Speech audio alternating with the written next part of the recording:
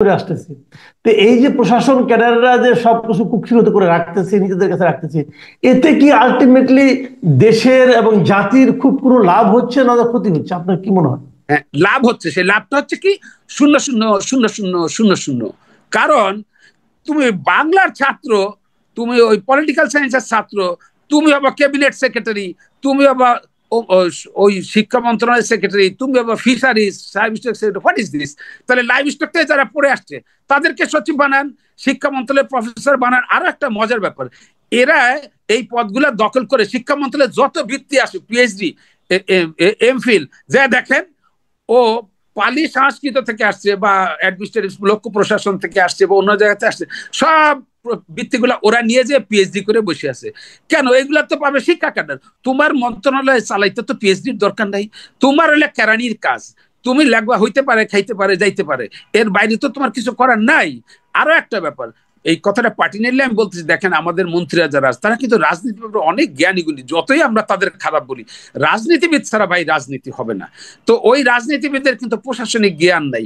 তো ওই যে তখন তারা একটা প্রজেক্ট নিবে এলাকার জন্য, দেশের জন্য খুবই ভালো, তখন বলে যে ওই যারা আবার এর পিছনে কন্ট্রাক্টররা থাকে যে ভাই কাজটা পাইলে ভালো হয়, তো তারা আগে বলে যে আপনি আগে ওই সচিব অতিরিক্ত ওদেরকে ম্যানেজ করে আসেন ভাই, 2 দিন পরে আমি সই করব, ক্ষমতা যখন আমার চলে যাবে ভাই আমার জেল হবে। ওই সচিব যারা হইতে পারে, খাইতে পারে লেখছে, ওদের কিন্তু ভাই জীবনে একটা জেল হবে না ভাই, আমি মাফ চাই।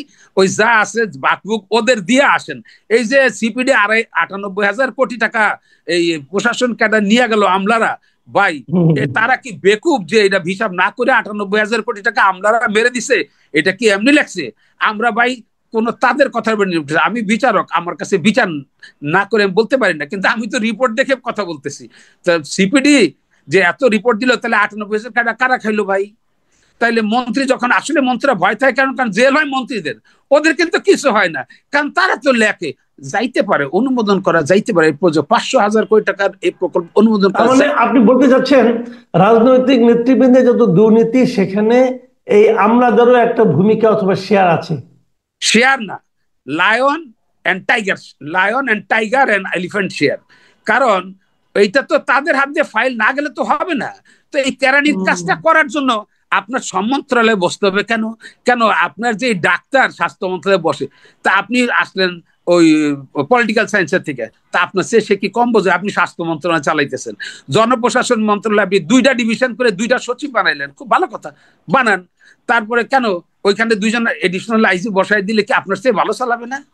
আচ্ছা, আপনি সড়ক ও জনপথের ক্যাডারও আছে, আপনি সেখানে যে সেতু মন্ত্রণালয়ের সচিব হবেন, যোগাযোগ সচিব কেন ভাই? রেলওয়ে ইঞ্জিনিয়াররা কোথায় গেছে? সড়ক ও জনপথের ক্যাডার কোথায় গেছে? আপনি তারপরে দেখেন আইন মন্ত্রণালয়টা কিন্তু ভাগ হয়ে গেছে, এখানে শুধু আইন মন্ত্রণালয়ের জজরাই চালায়। তা আপনি পররাষ্ট্র মন্ত্রণালয় দেখেন শুধু তারাই চালায়। তো আপনি এইগুলা যদি এত ভালো চলে, তা আপনার স্বাস্থ্য সচিব হইতে হবে কেন? আপনার টেলিযোগাযোগের সচিব হইতে হবে কেন? রেলওয়ের সচিব হইতে হবে, রেলওয়ে ক্যাডার আছে না? ট্রেডের জি সচিব হইতে আছে না? তা আপনি জি, কেন? আমি আপনাকে এই পর্যায়ে শেষ প্রশ্নটাই করছি। সেটা হলো যে এই যে ক্যাডারের মধ্যে যে বৈষম্যটা, আমার ধারণা এই বৈষম্যের কারণে আমাদের স্বাভাবিক কর্মকর্তাদের যারা কর্মকাণ্ড সেখানে কিছুটা হলো হতাশা অনেকের মধ্যে হয়তো ঢুকেছে। হয়তো এটা এটা আমাদের স্বাভাবিক জীবনে আমাদের প্রশাসনকে ক্ষতিগ্রস্ত করছে। আপনি কি মনে করেন এই সরকারের আমলে এই বৈষম্য দূর করার সর্বোচ্চ সময় এটা? অবশ্যই। কারণ একটা বিপ্লবোত্তর বা গণ অভ্যুত্থানোত্তর, যে যেভাবেই বলে, কেউ বলে বিপ্লব, কেউ বলে গণ অভ্যুত্থান, এই গণ অভ্যুত্থানের পরে তো মানুষ একটা ন্যায় বিচার প্রত্যাশা করে। আজকে যদি দেখেন এই আজকে এই প্রশাসন ক্যাডারটা এত বেশি 98,000 কোটি টাকার ভাগাভাগির কারণে আজকে দেখেন একটা ব্রিলিয়ান্ট ডাক্তার সে এসে অ্যাডমিন ক্যাডারে জয়েন করতেছে। আপনি দেখেন, আপনি একজন ওই ইঞ্জিনিয়ার সে এই সাথে জয়েন করতেছে, কি আজব! তো ভাই আমার এই মেধাগুলো আপনি প্রশাসনের লোভনীয় জায়গাগুলো দখল করার কারণে ওরাও এসে ফাইট দিচ্ছে এটা দখল করার জন্য। ওই জি ইঞ্জিনিয়ার তো ইঞ্জিনিয়ারিং ক্যাডার যাবে, গণপূর্ত মন্ত্রণালয়ের সচিব হবে তো এই গণপূর্ত সচিব engineering cadre, road and highways এর সচিব হবে তো রোড এন্ড হাইওয়েজ এর ইঞ্জিনিয়ার। আপনি বাংলায় পাশ করবেন কেন? আপনি কি এত বিশ্বের শ্রেষ্ঠ কুতুব হয়ে গেলেন যে আপনার নেতৃত্ব ছাড়া সচিবালয় চলবে না? আপনি তো হইতে পারে, খাইতে পারে বলে 98,000 কোটি টাকা নিয়ে গেলেন, তারপর হইতে পারে, খাইতে পারে, যাইতে পারে লেখার জন্য আপনার এখানে দরকার কি এইটাতে? আর এই নোটটা দেয় কোথেকে জানেন? আমি তো 36.5 বছর জজ ছিলাম বা অ্যাডমিনিস্ট্রেশনের কাজ করছি।